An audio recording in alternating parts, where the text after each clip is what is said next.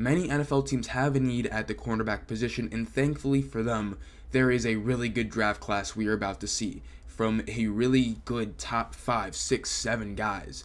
So let's go ahead and talk about it with my top 5 cornerbacks in the NFL draft. Starting at 5 is KoolAid McKinney.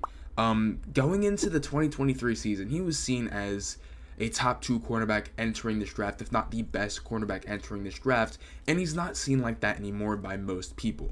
And that's not because he had a bad season. He had a pretty good 2023 season. It's just that so many of these other guys were able to jump him because he didn't make massive improvements, and that's okay. It's okay for a guy to be really good and stay consistent, you know? And he has one of the highest floors out of any cornerback in this draft, out of any player in this draft. You know what you're getting with KoolAid McKinney, and I would, if I'm one of these later teams that get him, I'm sleeping like a baby. You're getting a really good cornerback. And what I like him so much is that he's a really good press man corner. That's what he excels in, press coverage. And I guess for a little bit, he could struggle in some of the other areas like zone. I think he's still just a general good man coverage corner, but he excels in press man. Footwork, again, I think he is, when we talk about that high floor, I just think technically he is a really sound cornerback, and that's why I kind of give him that high floor as well. And then his length is also another thing. We'll kind of get into a little bit of his size a little bit, but he has really good long arms, which, again, can help him make plays on the ball a little bit easier than some of other people with a little bit shorter arms. And then again, so he is really high floor guy. And then some of the weaknesses, he's lanky. Again, long arms, but he's a little skinny. He's not Nate Wiggins. He's not Emmanuel Forbes, but he is on the lighter side a little bit when you look at him on film. Long speed, I think, is another question, is can he keep up with these guys who are going to be running a lot faster than him? So, you look at that Texas game, it's like, it wasn't the best. It wasn't the best from both him and his teammate Teran Arnold, who we'll talk about in a little bit. But that's where I kind of see that, and again, with him kind of being a little bit more lengthy, strength, I think, kind of comes into question a little bit. But I do really like KoolAid McKinney. I think he's deserving of a first-round pick. I don't know if he will because he's not this athletic freak. He's not this high upside guy, and again, I don't think he is I don't know if all pro is in his cards, but I definitely think he's a Pro Bowl caliber cornerback. And so I think so many people are looking for potential here, especially at the cornerback position, that he could fall out of the second round more like a Joey Porter Jr. type of fall. So we'll see what happens with that. Let's go ahead and get into my fourth cornerback. The fourth cornerback is Nate Wiggins out of Clemson. And this dude, I've seen anywhere from 1 to about at the end of the top 5, 4 or 5. And I think he has the height to play corner. I think he has the good frame to play corner outside of his weight, which we'll get to in a little bit. Well, I guess we can talk about that now. He's light. We saw that at the combine. And he ran fast. He ran a sub 4.3. But at what cost? Because now he's very light, and we've seen that, Emmanuel Forbes didn't have the best rookie season. You're not going to get away with being that light at cornerback too often. And he get injured running the 40 a little bit at the end of it. I think he pulled something or something. I don't know the details, but I think he came up a little injured after that. So and now you got to kind of throw in these injury questions. So you have that, but I think as a cornerback, he's a good cornerback. I think he has good instincts as a cornerback, good technique. He knows how to play the sport. He knows how to play the position, I should say. And again, he's fast. He's fast, but that size is what comes into question. And though he has the athletic traits, I think the athleticism still comes into question outside of his speed. I think he can be a little stiff. So that's a little bit questionable there.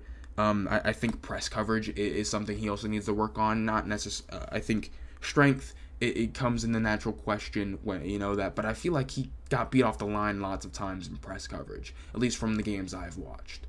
So that's also another questionable thing for me.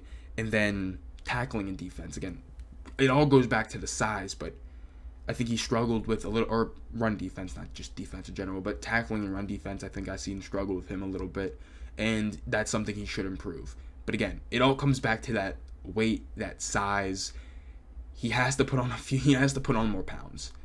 And I don't know if he just lost out on weight to run fast at the combine, right? I don't know what his playing weight necessarily was, but I'm interested to kind of see more of that come out and see what maybe are asked about that, because I wouldn't be surprised if, when he gets drafted in the first round, he has his press conference with the media, that question will be coming. That question will come up. What was the playing weight that you were playing at? Do you feel comfortable at that weight? Or at this current weight?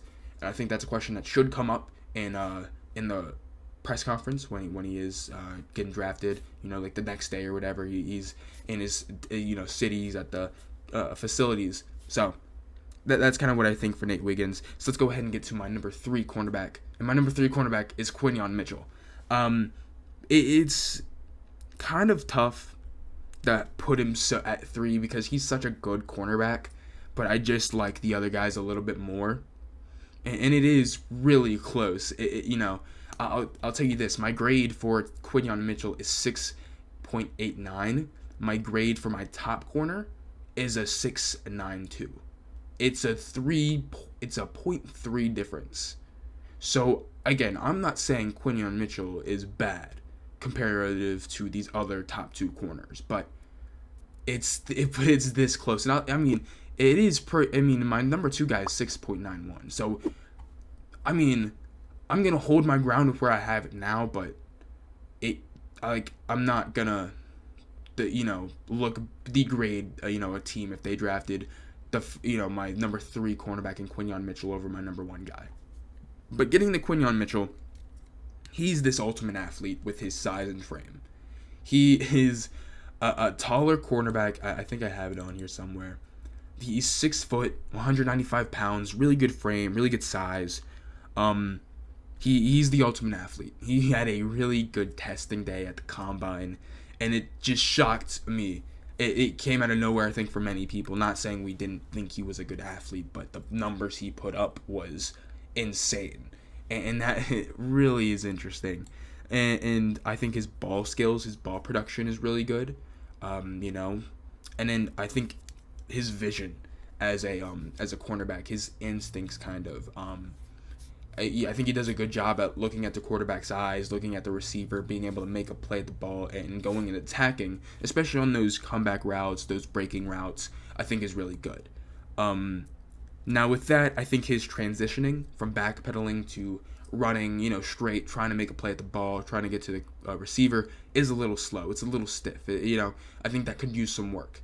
And maybe he just stays like that. But again, I don't think it's the biggest issue, right?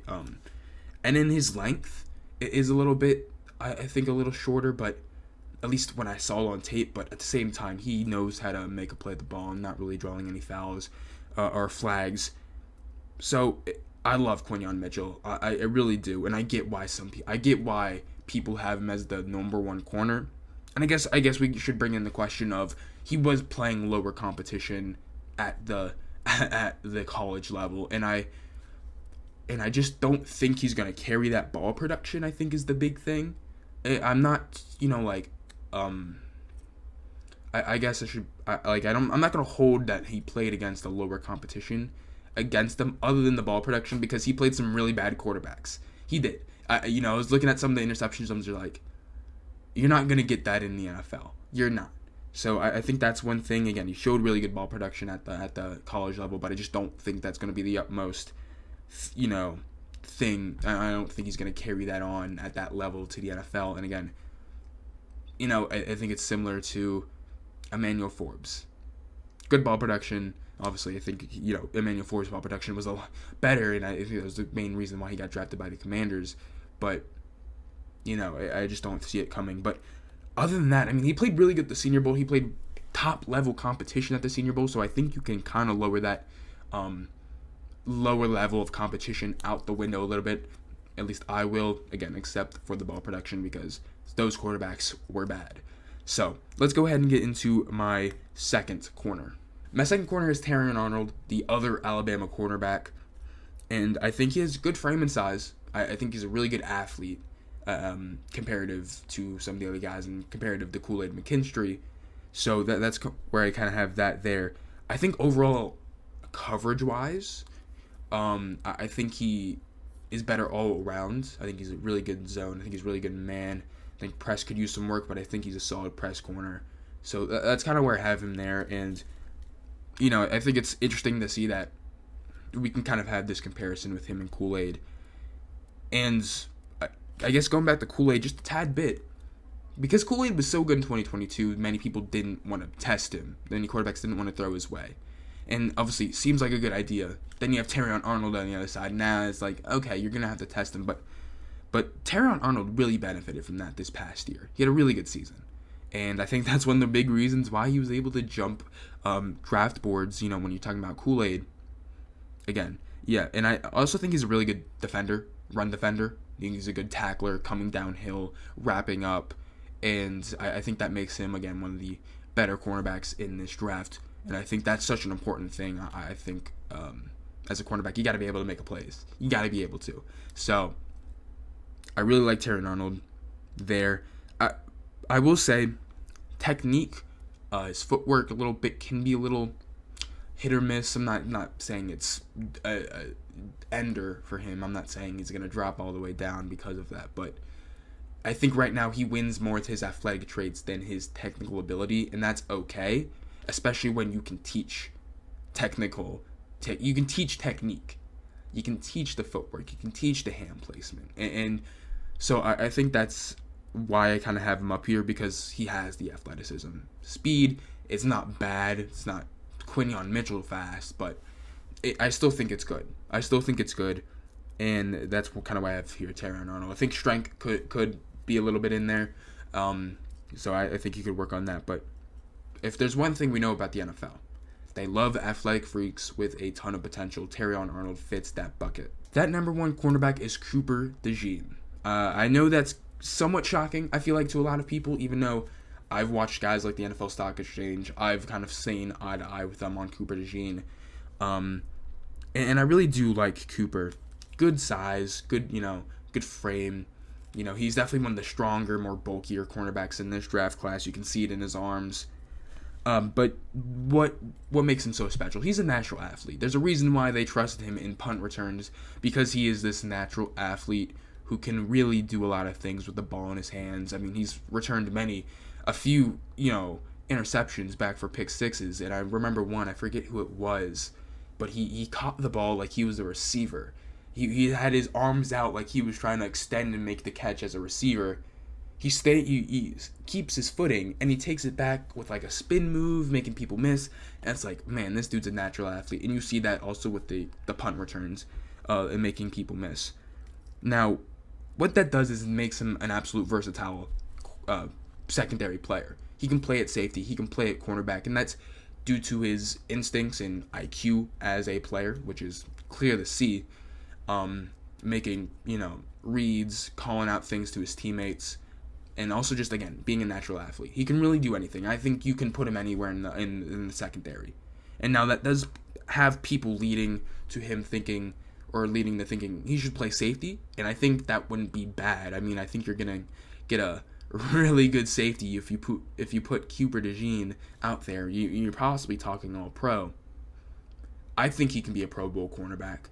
And I think there's a chance he can be an all-pro cornerback. I'm not going to throw that out there, but I think he can be a Pro Bowl cornerback. And I think sometimes you got to weigh, okay, is the all-pro safety better than a Pro Bowl cornerback?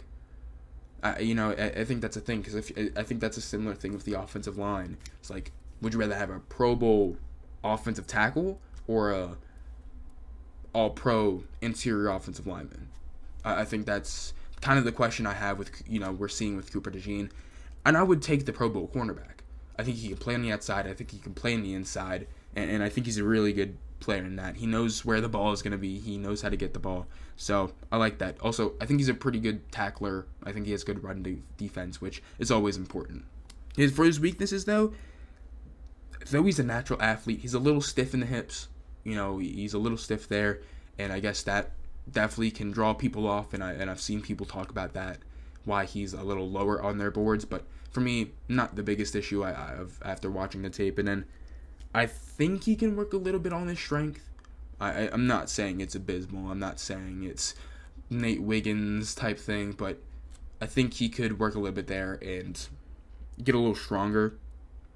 But you can see that the strength can be there with his arms, and he's definitely one of the bigger cornerbacks in that sense. So that's where I have my cornerbacks. I'm going to list it again. KoolAid McKinney, number 5. Nate Wiggins, number 4. Then we have Quintin Mitchell, number 3. Teran Arnold, number 2. And then Cooper DeJean, number 1. So that's where I have all of them. So let me know what you think and what you disagree and agree with. So I'll talk to you guys next time. Don't forget to like, subscribe, and share. And I'll see you guys next time. Peace out.